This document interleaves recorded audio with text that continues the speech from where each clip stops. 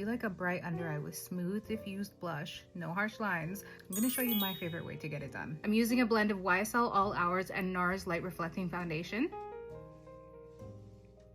I'm using the Dior contour stick in the shade 210. It's basically a bronzer shade. Using the same brush that I used to apply my foundation, I'm just going to blend that and always bouncing in an upward motion, never dragging it down.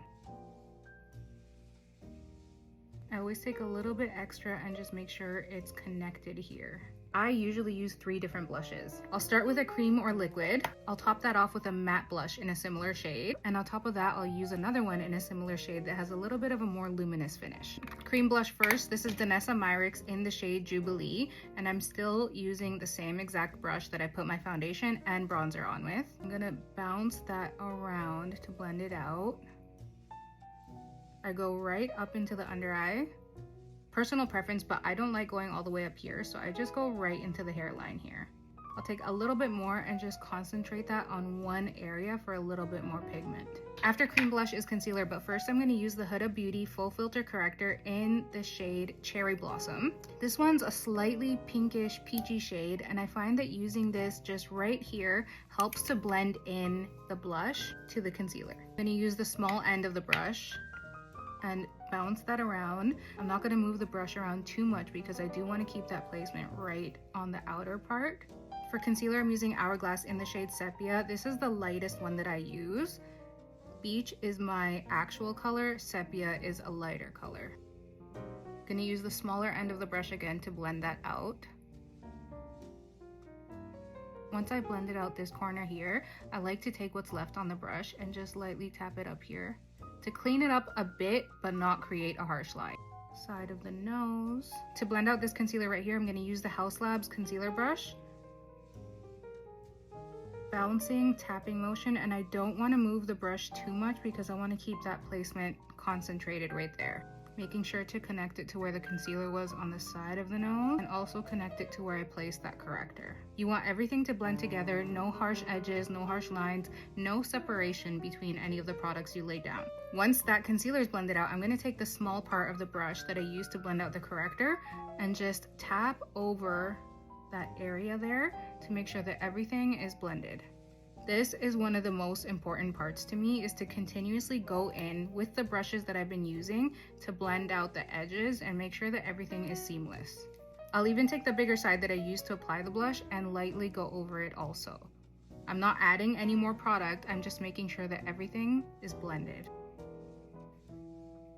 Cream products are down, no harsh lines. Now we're ready for powder. I like a super bright under eye. If you don't, that's okay. Just use a powder closer to your natural skin tone. I'm going to use the One Size Powder Foundation in the shade Fair 2R. It's destroyed because I tried to depot it for my kit and I just couldn't do it, so I kept this one for myself. I bought another one for my kit. Using a powder puff, just tapping that in there and tapping it out on my hand to make sure that it's evenly distributed on the puff. Before setting my under eye, I'm just going to make sure that there's no product gathering in the crease there, and straight in with the puff, pressing it in. I like to press into the crease first because that's where I tend to have product gathering, and then I'll go down the side of the nose and press that wherever I place the concealer, really. Then once that is set, I'll just tap that over the edge of the blush. I'm going to use the Huda Beauty Easy Bake Powder in the shade Cupcake. Because it's more of a full glam look, I am going to go in with my powder on a puff.